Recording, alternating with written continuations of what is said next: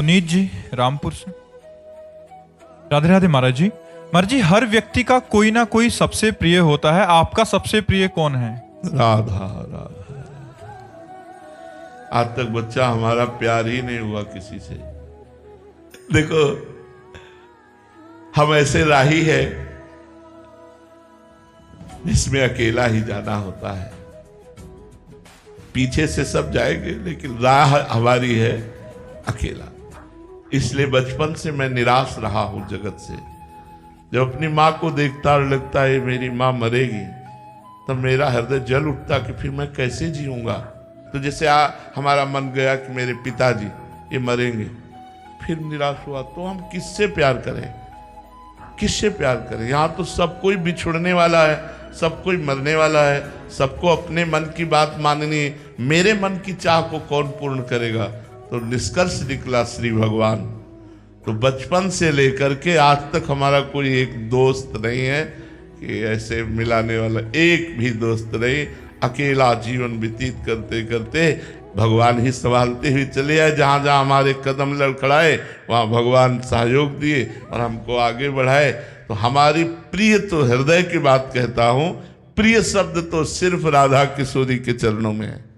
हमारा प्रिय शब्द जो है कि आपका प्यार क्या है, आपके प्रिय कौन है, तो किशोरी जी हैं। और किशोरी जी के नाते से हम आप सबको बहुत प्यार करते हैं, सबको प्यार करते हैं। हमारी पहचान यही है सबके बीच में। हमारा नाम क्या है जानते हो? प्रेमानंद। तो हमारे पास है क्या?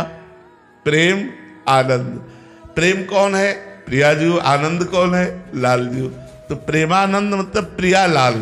प्रियालाल की चर्चा, प्रियालाल का नाम, प्रियालाल का धाम, प्रियालाल के गुण और प्रियालाल के संबंध से हम आप सबको बहुत प्यार करते हैं कि आप हमारी श्री जी की बातें सुनने आए, आप श्री जी के संबंध से आए। इसलिए हम भगवत स्वरूप मानकर सबको प्यार करते हैं। वैसे हमारा केवल प्यार शब्द एक ही जगह है, राधा किशोरी के चरणों में। अब कितना है वो जाने, उनके लायक है कि नहीं ये वो जाने, पर वो समिट करके अब कहीं नहीं है, केवल श्री जी के चरणों में है। सचिन जी शिमला हिमाचल से। राधे राधे महाराज जी। महाराज जी, आपके चरणों में दंडवत प्रणाम। महाराज जी, भगवत मार्ग के पथिक को भगवत साक्षात्कार होने से पहले ऐसे कौन कौन से अनुभव या संकेत या भाव मिलते हैं जिससे ये पता चले कि वो सही मार्ग पर चल रहा है? काम आदि विकार निष्प्रभावित होने लगते हैं। जो पूरे त्रिभुवन को अधीन किए हुए है काम, भक्त के हृदय में वो स्फुरित होता है और नष्ट हो जाता है। जब काम का आकर्षण, परिवार के मोह का आकर्षण, धन की महत्व बुद्धि, मान प्रतिष्ठा, ये सब शून्य लगने लगे, तो समझना चाहिए जो मैं नाम जप कर रहा हूँ, जो भगवत कथा वार्ता सुन रहा हूँ, सत्संग सुन रहा हूँ, अध्यात्म में चल रहा हूँ, उसका लाभ हमें मिल रहा है और हम उन्नति को प्राप्त हो रहे हैं।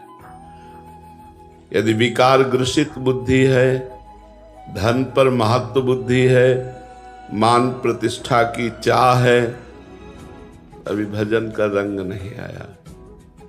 भजन का रंग तभी माना जाता है जब इन विकारों पर विजय प्राप्त हो जाए।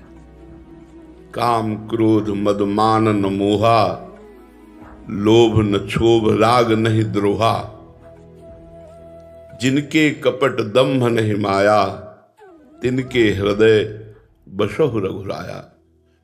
जहाँ काम क्रोध अभिमान द्वेष राग ये सब नष्ट हो चुके हैं, शांत हृदय है, कोई चाह नहीं, एक अद्भुत आनंद, एक अद्भुत उमंगन, प्रतिपल यही कब मिलेंगे प्रभु, कब मिलेंगे प्रभु। तो समझना चाहिए कि हमारा मार्ग बहुत ठीक है और हम उन्नति को प्राप्त हो रहे हैं। अगर कंचन कामनी और कीर्ति में हमारी प्रियता है तो अभी भजन हमारा रंग नहीं लाया।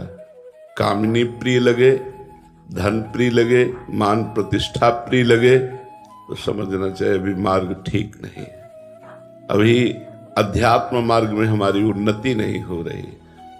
अध्यात्म मार्ग में उन्नति तभी मानी जाती है जब इन तीनों पर हमारी अनासक्त बुद्धि हो जाए, न कंचन में, न कामिनी में, न मान प्रतिष्ठा कीर्ति में।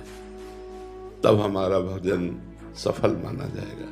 निरंतर भगवत स्मृति, विकारों पर विजय और मान मद आदि का त्याग। समझ पा रहे हैं आप?